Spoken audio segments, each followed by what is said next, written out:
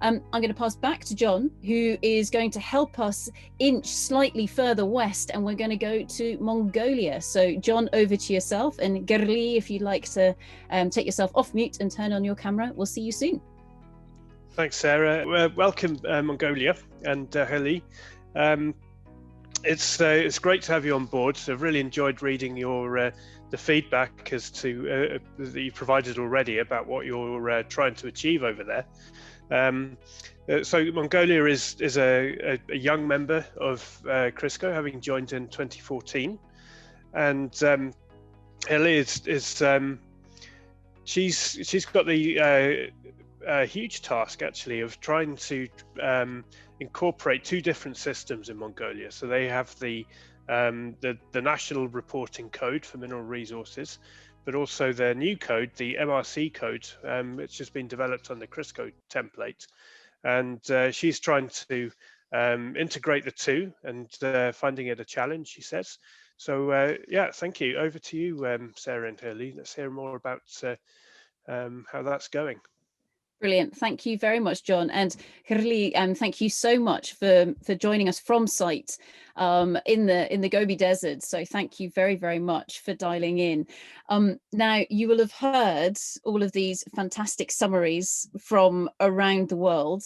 As the person who has written much of the documentation in Mongolia and is now implementing it, is there anything that you would like to add with regards to some of the challenges or opportunities perhaps that you have in the Mongolian context?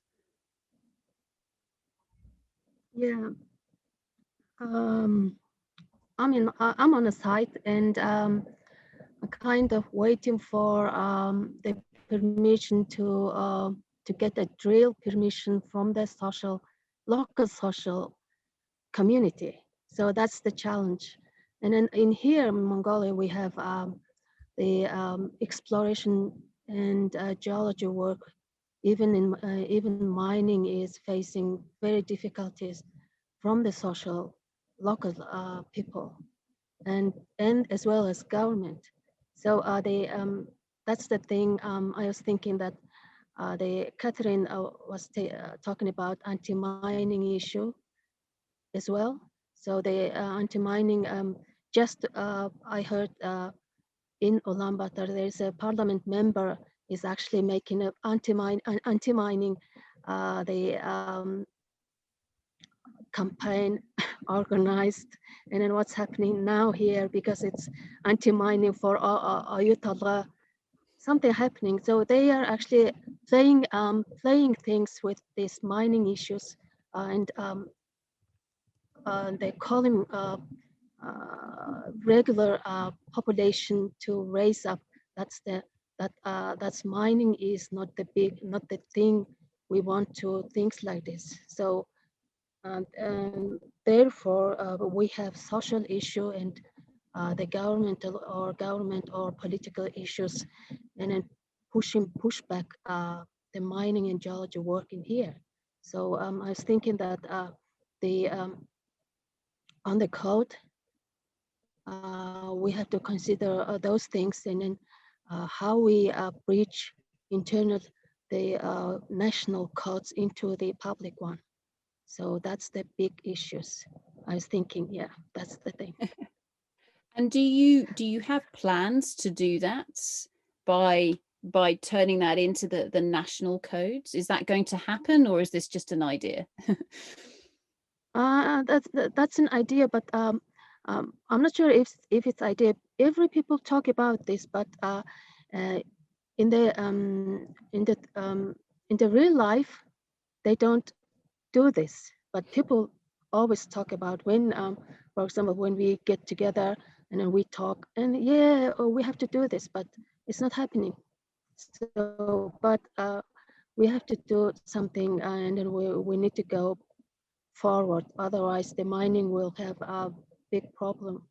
And then we have in Mongolia the big copper mine that OT is facing that challenge recently. So everybody knows that. So that we have to do. The first thing we are thinking is just mentor people, and they train people what's the mining, and mining is not the big monster. It's if you follow the rule, if you follow the codes, and then it will be the thing like other jobs, other things. So that's the thing. We have to work on that hardly. Yeah, definitely. And I think that transition from talk to action that has true impact is perhaps one of those problems or challenges that is certainly being seen globally. So Gerlee, is there anything that you're looking for from the international community where others can help and support what you're doing? Yeah, of course, because it's because we are having two systems to bridge together.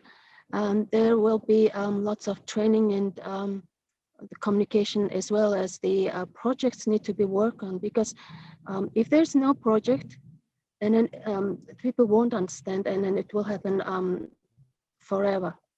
It will continue forever. So start to work and show people the results. I'm not talking about international things. International things, we all are talking about international good practices. But the people in here, or maybe everybody, needs the practice in their local area would help to understand, and that's a good thing, I think. Yeah. So being able to, I guess, share the context from everyone's areas, and then showing where ESG is actually truly being addressed rather than people just talking about it. Is that correct? Yeah. Perfect. Yeah. Because brilliant. In here, the people, sorry, yeah. No, on you go, Gerlee.